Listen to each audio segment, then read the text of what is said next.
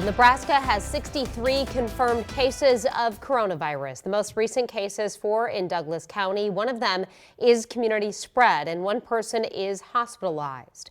And a woman in her 90s in Washington County and a woman in her 50s in Saunders County. Governor Pete Ricketts addressed the state's response to the virus today, specifically talking about testing. Reporter John Kipper was in Lincoln for the news conference. He has more. Governor Ricketts said today that testing is continuing to ramp up and the state is increasing capacity. He did tell Nebraskans not to be alarmed by this. Last week, Ricketts said capacity was around 200 people a day.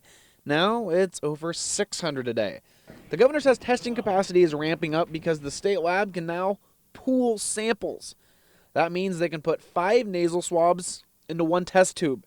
And instead of testing them all separately, they do 5 at a time. If that one sample comes back negative, we know all 5 of those were negative.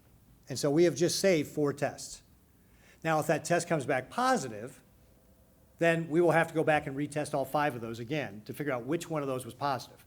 Ricketts said people eligible for a test are those that have symptoms, tested negative for other illnesses like the flu, and have recently traveled to a place where there's an outbreak. Now, as the state continues to ramp up testing, Governor Ricketts said today that the people next eligible for testing will be folks like healthcare workers, first responders, and those in nursing homes. Reporting in Lincoln, John Kipper, 3 News Now. Today is the first day of drive-through testing at Bryan Health in Lincoln. That drive-through is not open to anyone. It is for people who have been sent by a doctor to get tested.